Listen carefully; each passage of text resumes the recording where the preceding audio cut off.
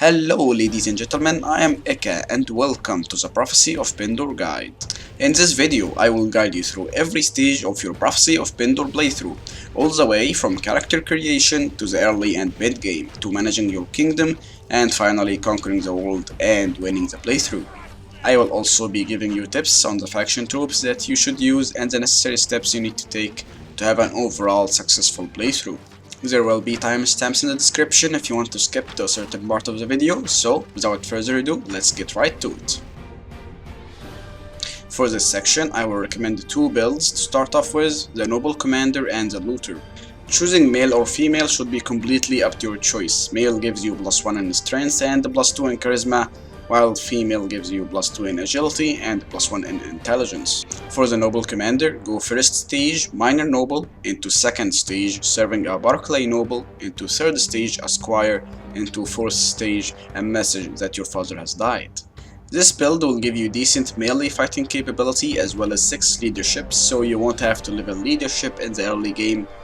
Also, the 4 riding will make it easier for you to take out early game bandits by maneuvering and using lances, and you'll also be given an amazing armor piece that will set you up in terms of armor for early and mid game.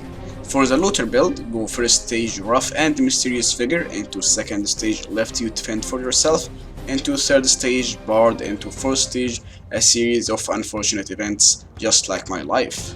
This build is best used if you want to kickstart your early game, since you will be getting a lot of high quality loot because of the 7 looting you get at level 1, and you'll also become the looter of your party, so you don't have to spec a companion on looting and focus them on other skills instead. The 4 pathfinding and spotting in the early game is also great and severely needed to be able to move around quickly and avoid parties that will kick your ass and pick the right battle for yourself. Me personally, I prefer the Noble Commander build because it has better stats in the long run, and I just like to give looting to one of my companions so I can focus on other skills like surgery and pathfinding.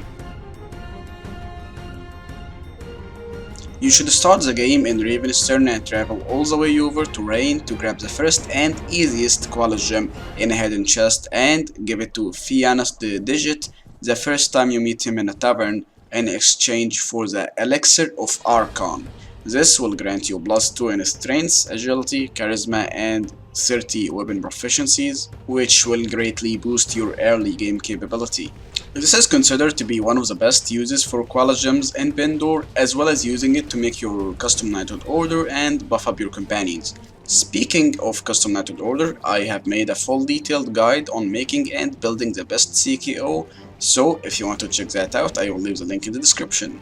For the early game, you should be going around the map and picking off the bandits that you can take out and sell the loot for profit, participate in tournaments, do quests for lords, and of course bounty hunt quests for Knighthood Orders.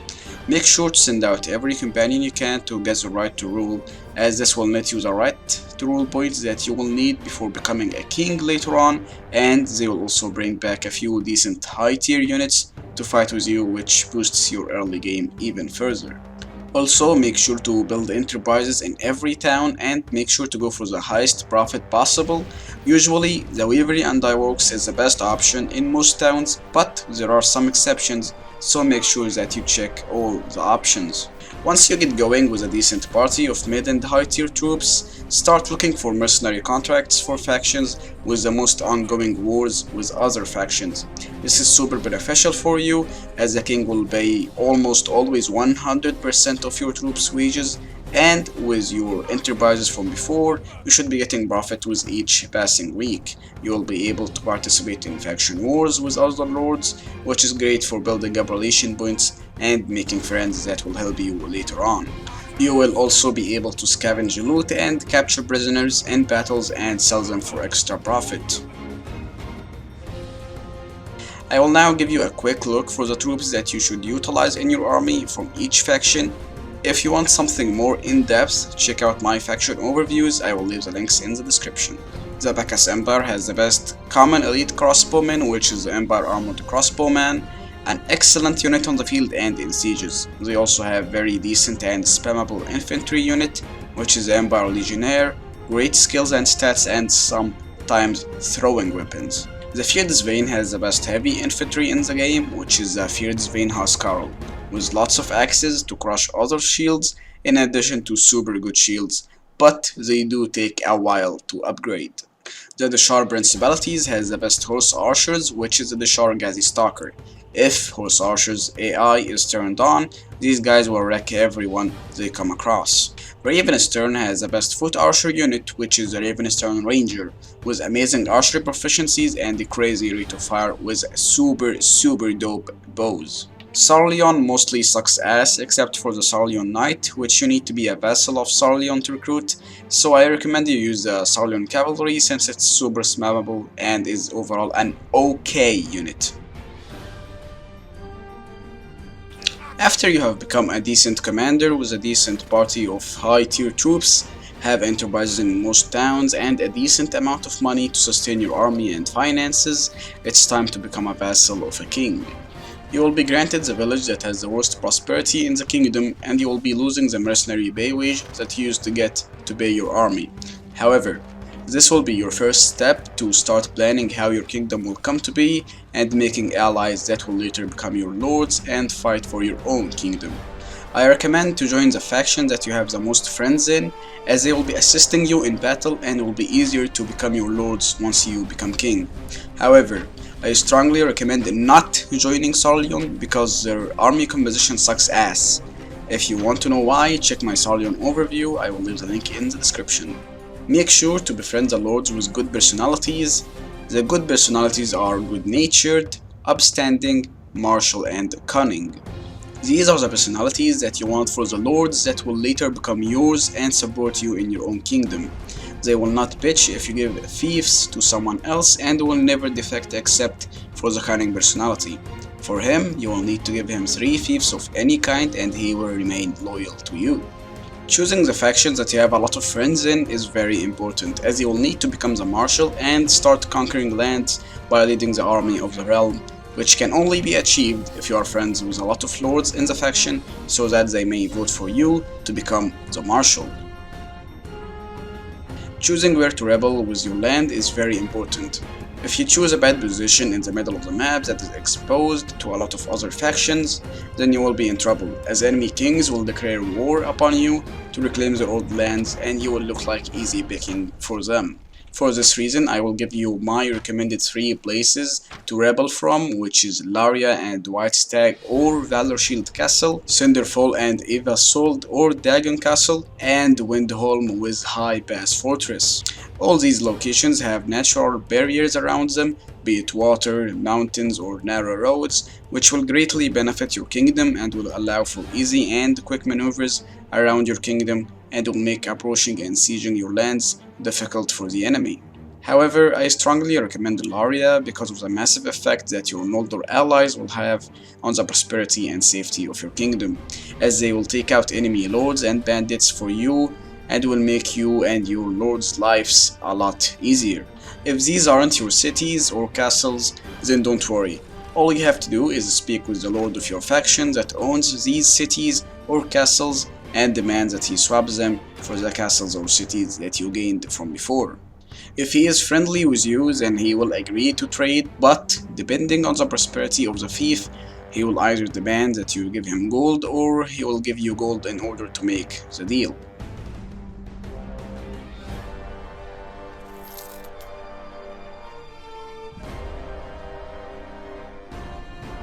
You should start befriending the Noldor or at least be neutral with them, as this will greatly help you later on when you have become king. After becoming marshal, you should start to siege an enemy castle and claim it for your own faction. Make sure to ask the king to reward it to you and ask the lords of the realm to support you in getting the fief. After getting the castle for yourself, you should establish your custom knighthood order to start building and training your knights and sergeants as early as possible, as they take a very long time to become effective and decent troops. So, you have gotten a castle and started building your CKO, and you have made a decent amount of good personality lords, your friends. You should now start aiming to take a town from the enemy and take it for yourself by doing the same actions you did before. This town will become your base of operations after you become independent and a king in your own right. Now is the time to find the right moment to go rogue and become an independent king. Siege an enemy castle or city and demand that it be rewarded to you, but don't ask any of the lords to support you. The king will most likely not give it to you, and you will be able to go rogue and become a king with your own kingdom and with all of the land that you own. You, my friend, have just become a king a few minutes ago after rebelling on your old master, who is now furious and will do whatever it takes to get back his lands that you stole from him using everything in his power.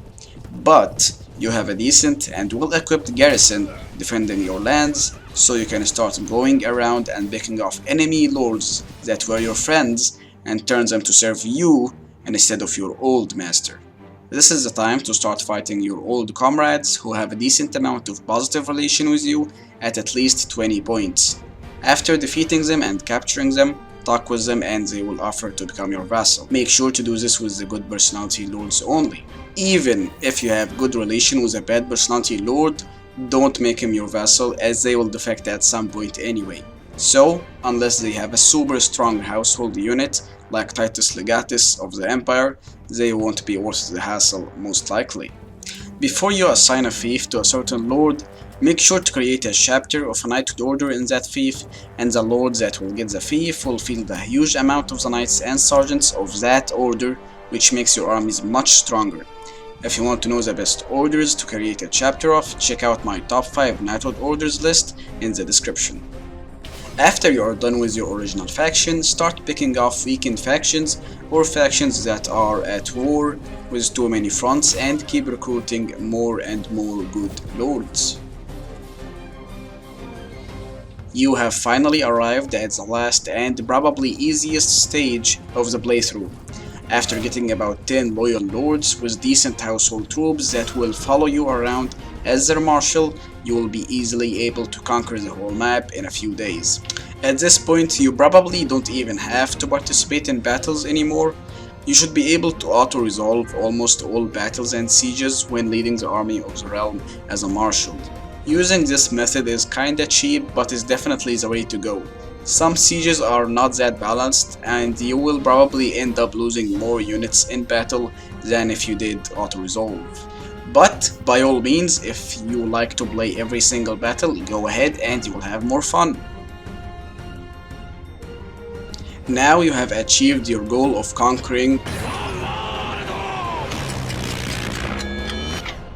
Congratulations! You should probably finish up this playthrough by fulfilling the Prophecy of Madigan and winning the entire playthrough. This is achieved by having one kingdom remaining, the Noldor must have favorable or better relations with you, the Mist Mountain tribes must be obliterated or destroyed, and every other minor faction must be obliterated or destroyed, with no outstanding minor faction armies or heroic personalities on the map.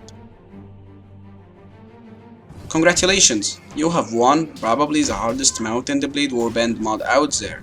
If you enjoyed this mod, don't forget to show support to the creators and developers of the mod, as well as the dedicated wiki editors that spend their free time polishing and editing the wiki of the mod for us. And I hope you enjoyed this video and found it helpful.